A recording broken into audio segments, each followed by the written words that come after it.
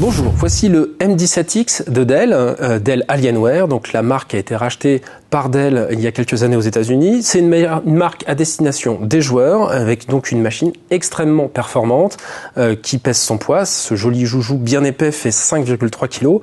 On a énormément de configurations différentes comme d'habitude chez Dell. On peut choisir sur leur site d'avoir plein de types de processeurs ou de cartes graphiques différentes. Ce qui choque et ce qui marque vraiment par rapport à la concurrence avec ce type d'engin, c'est d'abord le choix fait de la performance au détriment de tout le reste. Donc on a un engin qui est très lourd, très épais, avec énormément de connectiques et une finition un petit peu particulière.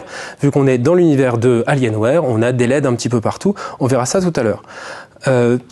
Point de vue caractéristique, c'est vraiment très haut de gamme. On commence à 1500 €, on peut monter beaucoup plus haut, suivant les puces qu'on va choisir.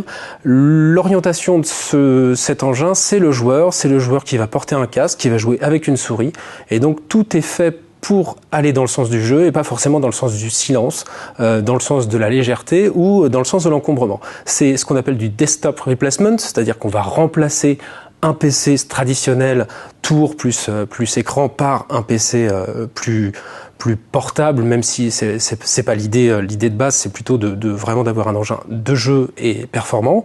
On a une machine qui a des caractéristiques qu'on trouve nulle part ailleurs, qui sont brevetées entre guillemets par Alienware, avec des logos qu'on retrouve et un design qui est clairement très agressif, très orienté jeu. Premier élément qui change vraiment par rapport aux machines dont on a l'habitude, c'est cette alimentation qui est vraiment énorme, beaucoup plus lourde également, qui va bien donc avec la machine, mais qui est nécessaire aux besoins énergétiques de l'engin. À l'ouverture, les premières choses qu'on remarque sur ce type d'engin, c'est évidemment tout le décorum mis en place par Alienware. Donc on a énormément de LED, que ce soit sous le clavier, ce qui est plutôt une bonne chose, mais également sous l'écran, autour du pavé tactile et même sur les enceintes qui sont situées à l'avant. Tout ce décorum, il est là pour accentuer cet effet gamer avec des fonctionnalités intégrées qui permettent de changer les coloris de chaque élément.